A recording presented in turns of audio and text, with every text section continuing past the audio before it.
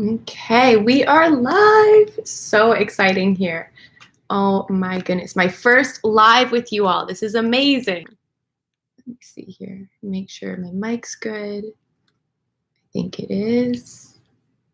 Hi everyone, how are you? How's it going today? Happy Saturday. I'm going to be doing a lot more of these lives with you to connect with you more, answer any questions. I feel like so many of you have amazing questions, and just to kind of get to, hi Ali, I see your comments on a lot of my videos, so thank you. I really appreciate all your wonderful comments. And I also did on my Instagram a happy Saturday, Brian. Hi. Hi everyone. How's everyone's Saturday going? I'm located in Toronto, so it's 10 a.m. here, so it's pretty early my time still, but it's going to be a really nice day. I'm going to hang out with the dogs for a bit, do kind of hang out with Paul, just the usual. Okay, I have some from Israel. Oh, that's amazing. That's really awesome. I have some questions here that I'm going to go through, but if you have further questions, leave them in the comments in the chat, and I will do my best to answer. Love from India. Oh, I want to go to India so bad. Hopefully one day soon. Oh, I've recently been binging your videos. Oh, thank you. From London. Oh, I really want to go to London. That's really on my list. So I have some questions here that I was asking, and I thought I would, or they asked me, and I thought I'd kind of go through them with you. Thank you. From Philippines. Madrid. Oh my gosh, this is amazing. From like everywhere. It's so awesome. Okay, so I'm just gonna start going through questions that I asked people to ask me on my Instagram, and then if you have questions as well, leave them in the chat as I mentioned. So I'm just kind of getting situated with all this here. Okay, first question is, what is the first question? Oh, there's so many. What software lifecycle methodology do you use at work? For us, we use Agile. I don't think I've ever used Waterfall, and I hope I don't have to ever.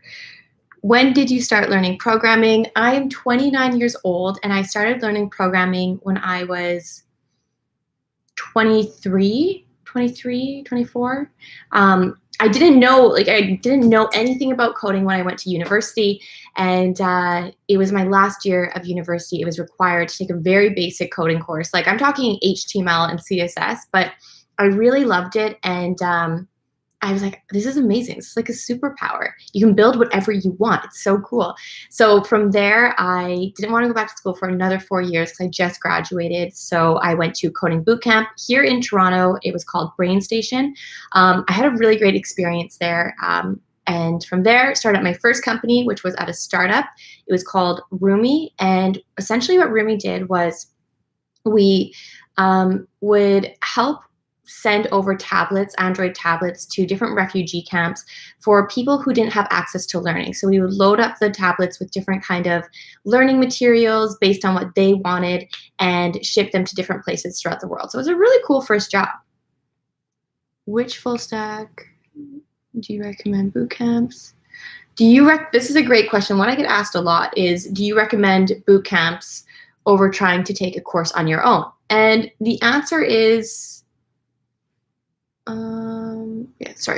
the answer is, do I recommend boot? I think there's not a right way or a wrong way. I think at the end of the day, just getting into the industry is so exciting and so important. And if you are kind of deciding between a boot camp and self-learning, I think start maybe the self-learning path, see how it goes. And if you feel like you're progressing, then that's amazing. But if you feel like you're someone who needs a bit of extra help or the support that a boot camp offers, I think boot camps can be a really great way to go to. Oh, this is a great question here. How to prepare to get rid of overwhelming mind, which always insists of learning different things at a time. Oh, I can totally relate. I remember feeling so similar when I was first learning how to code. You know, there's so much different technologies to learn that it's easy to get caught up in, you want to learn something over here, but then you see something cool over here. And my best advice to you is, don't try and learn everything at once. And what I mean by that is pick something that you really want to focus in on that's popular and in demand if you want to get a job, and focus on it. It's not about, even if you learn, for example, say you're learning Vue, but then the job postings are in React. They're not going to not hire you just because you know a different framework or library. They're going to hire you because you know how to learn and you've shown that. You know the basics, the fundamentals. Dun, dun. For sure. Is Free Code Camp a good place to start? Yes, I love Free Code Camp. I haven't done any of their tutorials for a long time, but when I was learning how to code, I really, really liked it because not only do they have kind of learning paths outlined, but what they do too is they have really good explanations of why the problems are solved in the way they are, or they go in detail really about different things, which is super helpful, I find. How is the tech startup ecosystem developing in Canada? It is amazing. Okay, so if you are looking to get a job in Canada as a developer or really any technical person, I would highly recommend checking out. It's called the Digital Media Zone. It's in Toronto here. It's actually where I used to work. And what it is it's a tech incubator. So they house a bunch of different startups there. And it's a great way to kind of break into the industry, especially in Toronto, in Canada.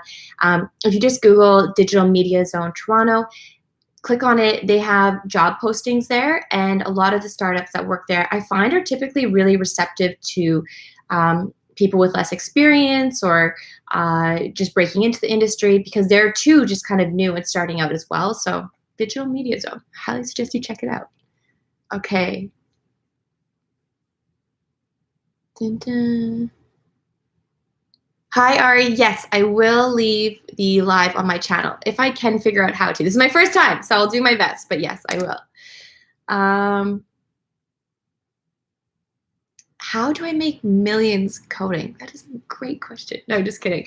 If you are looking to make, I think one of the things that really excited me about coding too was that there isn't a limit on how much you can make, which I mean by you can get a job and make X amount per year at your job, but you can also freelance and make a lot of money freelancing, or you can build your own application, your own platform, your own software. And there's just so many different streams of revenue that coding can open for you, which is pretty exciting if you ask me.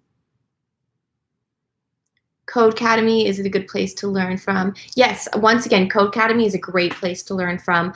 I think most of their courses are free, but I do think a lot of them you have to pay for as well. But if you're willing to do that, it's a great place. Is it possible to get a job in cybersecurity? Yes, cybersecurity is huge right now and so in demand. And there's not enough people to fill the role. So if you're interested in cybersecurity, I would say go for it. Like, it's an amazing industry. I'm going into game design and programming. Do you have advice on how I can break into the industry? First of all, that's amazing. That's a really, really awesome place to be. And to break into the industry, I would say my biggest piece of advice is to network. And I know sometimes networking is hard and the least fun thing to do because you know who wants to talk to people, but it's one of the most important things to do. And easy ways that I like to network, because I was really shy at first and didn't want to go to this big conference or things like that, is I would just email people and ask to do a coffee, because it's way less intimidating, I find, when it's a one-on-one versus going to networking events. So if you are someone who wants to network and kind of break into the industry, start by emailing or messaging people on LinkedIn. And it's a really great way to not have that pressure of networking in a big setting.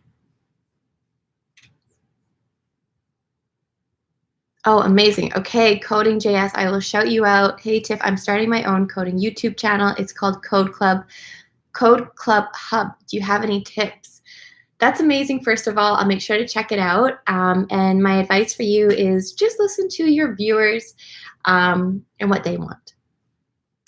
Oh, I love this question, Ali. Why don't you make programming language tutorials in your channel? It is coming. So I used to, when I first started out, I did some tutorials. And here's why I don't right now, but I am going to do more of them. So the reason I don't right now make too many coding tutorials is because I found that I would make this tutorial, say like React tutorial or Vue tutorial, and it was really great and all of that. But because technology is changing so quickly, I found that tutorials got out of date very quickly, and then I'd have to go back and update them. So making coding tutorials is a lot of work, and it's definitely something I will do in the future, I promise you, but it's a lot of work. So, and especially because I have a full-time job as well, there's only so much hours, so much time in a day. But if you want more coding tutorials, let me know in the comments, because if a lot of you are really interested in it, I will do it, I promise. Okay. I'm a senior in high school. How do I learn artificial intelligence? First of all, it's amazing that you are interested in AI. I would say the best place to start is right from your laptop. You know, you're in high school still. Why not take advantage of having all these resources online to learn from?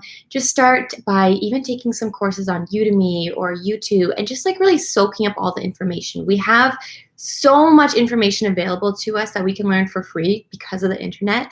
And I would really take advantage of that, so that when you go to university or college, you really know the basics and can kind of decide if it's for you or if you maybe want to do something else.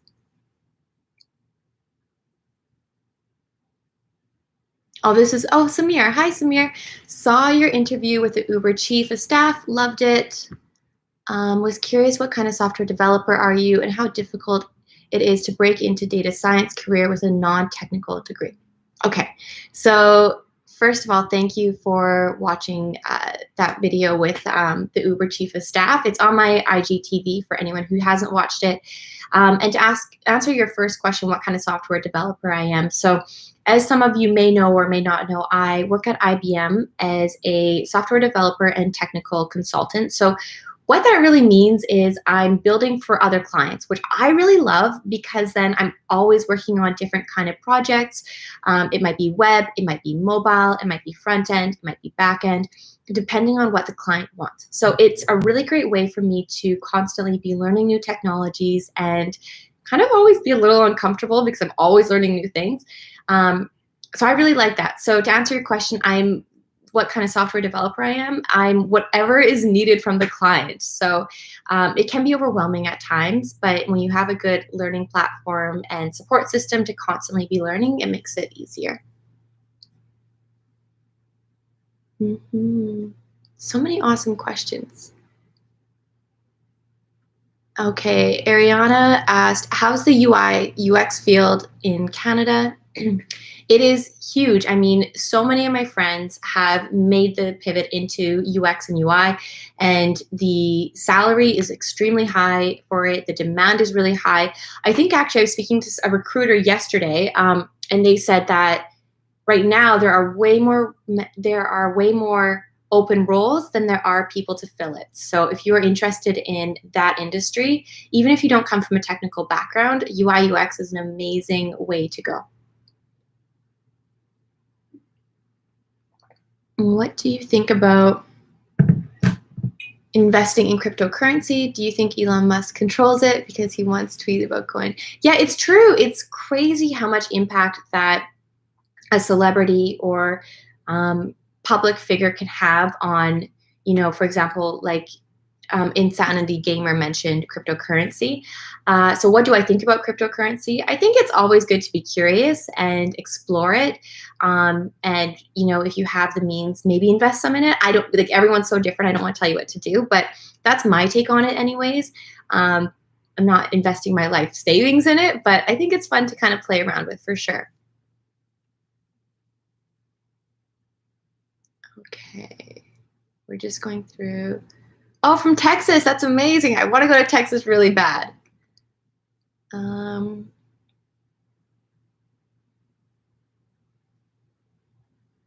Oh, that's awesome. So you are a front-end developer thinking of going to do AWS certifications.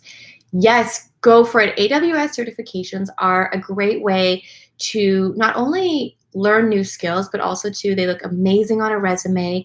They can boost your salary. And it's really interesting stuff. And I feel like the AWS certifications, their courses are laid out so well that they are really enjoyable courses to take. What else do we have here? You all ask amazing questions. Okay, one more question. Does UI different between countries? Any networking tips? Okay, Ariana, I will answer your main differences between software developer and UX designer. Feel free, everyone, to chime in here as well. But from my experience, UI, UX designers are the ones doing the research, doing field research on the product that is going to be developed. They're also doing the mocks for it, so making the designs for it. And they're more user, of course, more user-centric. And the software developer is the one implementing what the UI and UX individual has created. So you work very closely together, which is really great. I work with some amazing UI UX designers who are just brilliant people. And I probably give them a headache a lot because, as developers, we think that we can add a little color here, a little feature here that they didn't even ask for. But that's the main difference, I would say, is the software developer is the one actually implementing it and coding it out, whereas the UI UX designer is the one coming up with the mocks, the designs, making sure that it's user-based, that users will be happy on it.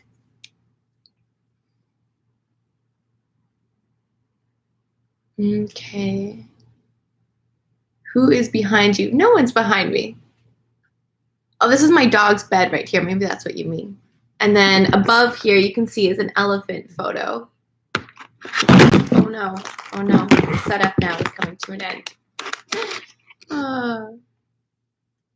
Don't you find coding boring? No, I do not find coding boring. I find it frustrating at times, that's for sure. But you're always solving different problems. And I don't know, I think it's like a superpower.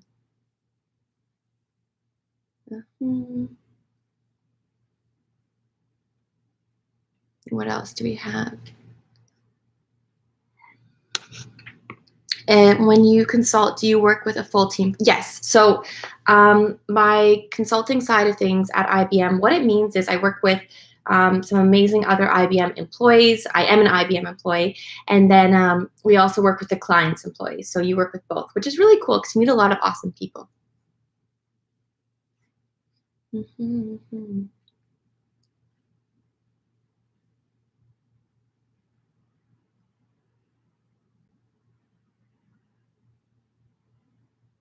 What is the next one here?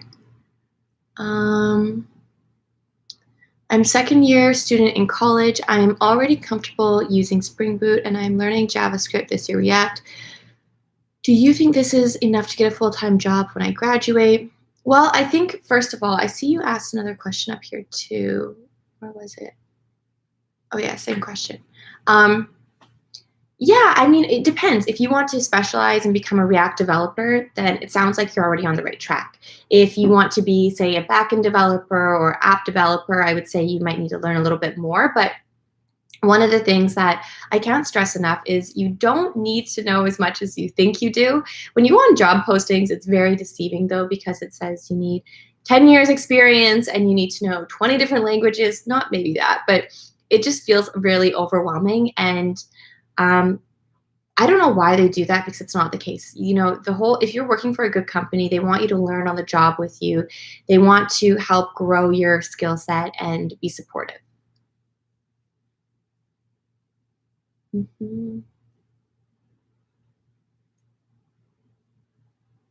What else do we have here? Sorry, there's so many questions. It just keeps on coming in. It's really awesome. I just love all of you. You have amazing, brilliant questions. So first of all, thank you. Am I on the right track for practicing different types of Git commands? For the past 2 hours, I really enjoy every push I made. That's awesome, Ellie. I mean, Git is so, so important. And it's one of those things that I did not learn soon enough, to be honest. And when I went to a coding boot camp, it was taught, but very quickly. And then when I had my first job, I was like, this is not good, Tiff. You need to really brush up on your Git skills. So make sure you know Git for sure.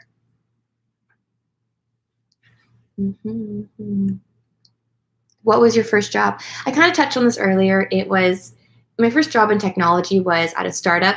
I started on quality assurance side of things and then forced my manager to let me become a developer. It's like, I have the skills. I'm solving these tickets. And I think that's a great way, though, to break into tech and even to become a developer is by starting at a startup, because a lot of times startups are more flexible and will kind of let you, what's the word, pivot different types of roles. So it's a great way to kind of feel out all types of technical roles. Dun, dun, dun. Okay, so I have a question for you. I get a lot of questions around ethique. Is it possible to land a job in tech in Canada without job experience, but a pursued degree? So you have a degree, but you don't have, yes, of course. Even at the startup I worked at, that was the case for many people that I was working with, many developers.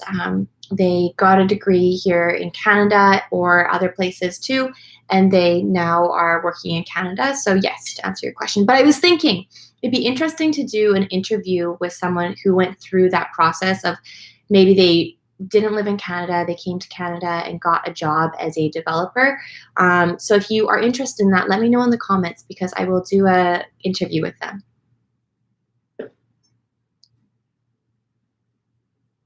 You're welcome, Ellie. Thanks for asking a question. What else do we have? Jonathan asks, would it be beneficial to know IT fundamentals before jumping into a developer position? Yes, I think knowing the fundamentals, computer science fundamentals is so important. And it's one of those things that you don't need to master before jumping into a developer position because you'll learn as you go, but definitely have a good, strong understanding. And it will also help you with your interview too.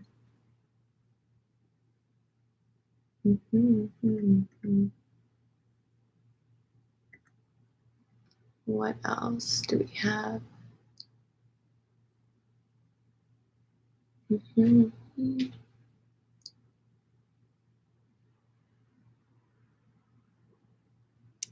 So you're starting a physics degree in 9 days. Siam, sorry if I'm pronouncing your name wrong.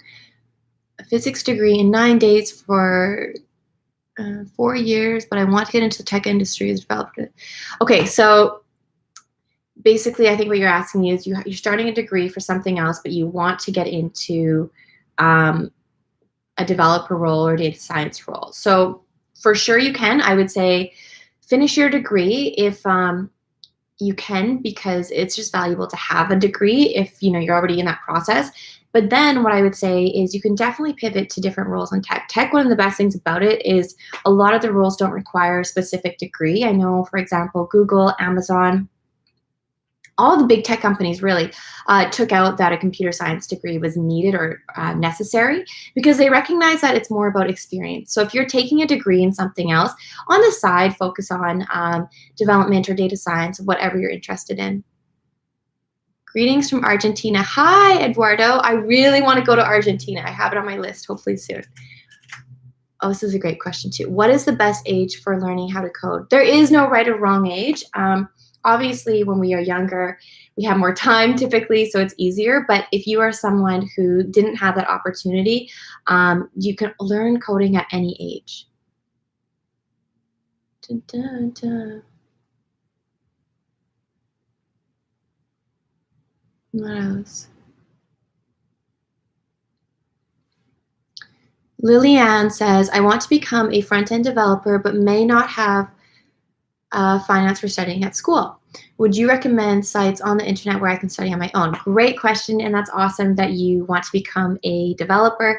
So some sites that I'd recommend, I would say one of the best places, once again, is Free Code Camp. They have really great learning paths. They also have certifications, which isn't necessary, but if you want to get that, and you also build some really great projects. So that's a great site. It's completely free. Udemy has some great courses too. A lot of them you do have to pay for, but my secret, or maybe it's not so much a secret, but one thing is that they have really great sales on Udemy. So don't pay for a course when it's full price. Wait for it to come on sale.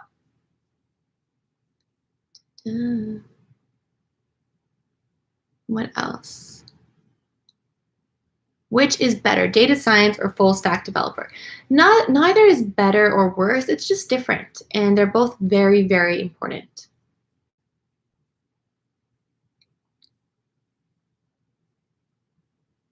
Mhm. Okay, I feel like I want to show you. I'm going to step away for a sec because I feel like I wanted Mr. Muggs to say a quick hi. So give me a sec here. Let me grab him.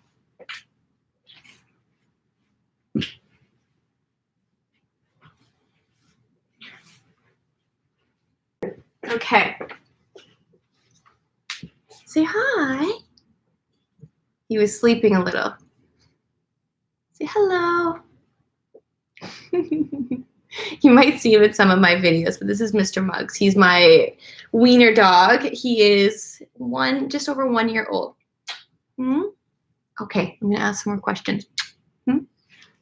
Okay. A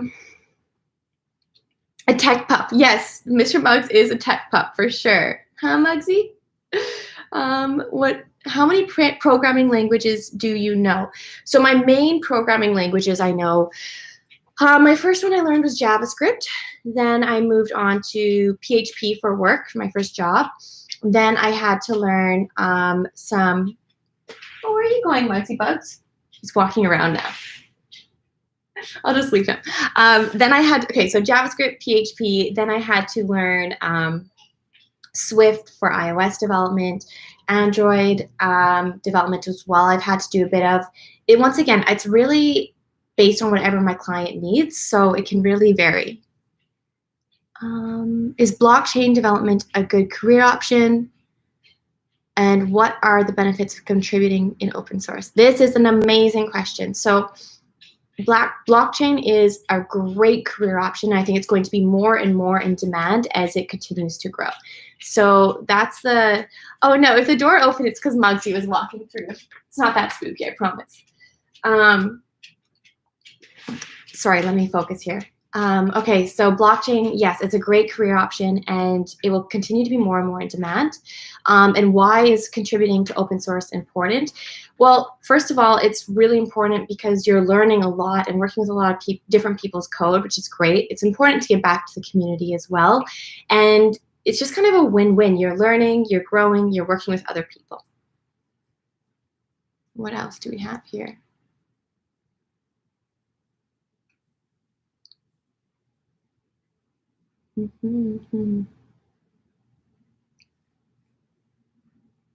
Can you recommend sites or learning resources that could further my skills in software packages for data science? Ooh, that's a great question. I'm going to have to get back to you on that because I don't specialize in data science, but I have some friends that do. So let me leave a pinned comment about that. But my initial thought that comes to mind is pretty similar to development sites as well. You know, Udemy is an amazing resource and has tons of great sites or great courses. And what else? Even YouTube. YouTube has great data science courses too. There's a lot of great data science YouTubers on here. Dun, dun. What else do we have? Your favorite programming language, I would say, is, I know some people are going to disagree on this, but I really like JavaScript. I think it's because it was my first language I learned, and I love it because you can do both the back-end development with like Node and Express, but also the front-end side of things. So I like JavaScript.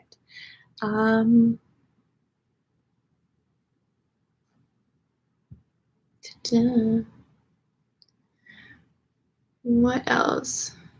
Yes, I agree. I think like Harvard's CS50 courses are amazing. The fact that they're on the internet and free are just, it's awesome. It's really awesome. Did you love Python? Yes, I love Python. I get the hype around Python. It's awesome. It's very, for me, it was pretty easy to learn because I already had a background learning other programming languages, and it's a fun programming language for sure. What else do we have on here?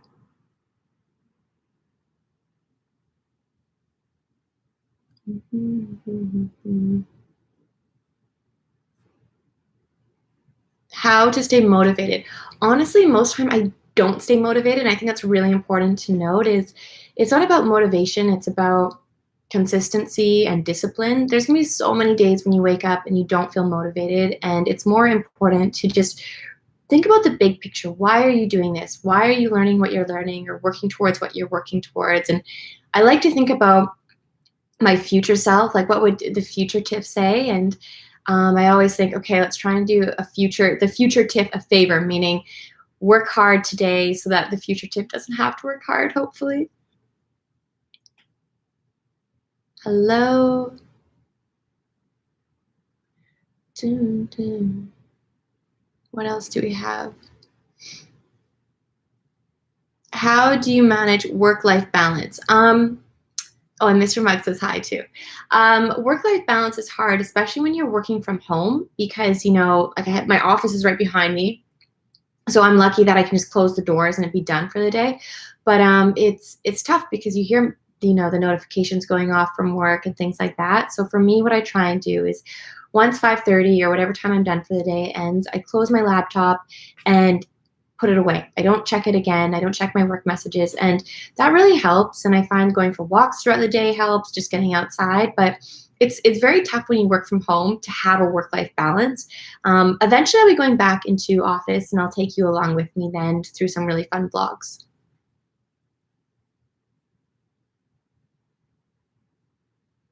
Ah, that's amazing. Cheers. First of all, Ronaldo, you just turned 40 this year. Happy birthday. That's awesome. That's really cool. Congrats. Do you have any lazy days at work? Yes, of course I do. You're only human. Da-da.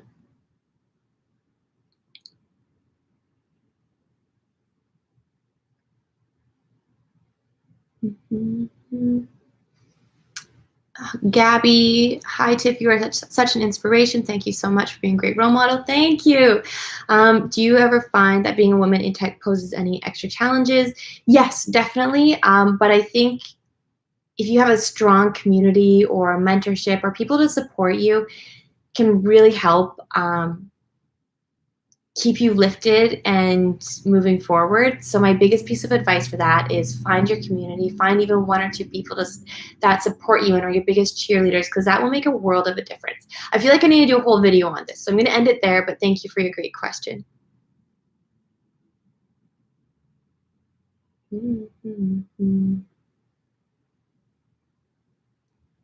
Hi from Argentina. Amazing. Okay, this is awesome. Okay, I've been on live now for over half an hour. I said I'd be done at 10:30, so I'm going to end it here, but leave your questions. I'm going to save this video and leave your questions in the comments below, and I will do my best throughout the day today and tomorrow to get back to you all. You all are just absolutely amazing, and I love the community we are building. One of the things I really love is if I'm going through comments, I'll see that someone will answer someone else's question or technical question. Like, I love that you all help each other out too. And I just think that's really awesome. Hopefully one day we can do like a big meetup or do like a hackathon together or something really fun together, like code in person. That'd be so cool. Okay, I'm gonna sign off now. I love you all. Thank you all for being amazing. And make sure to leave your questions down below. Bye, everyone.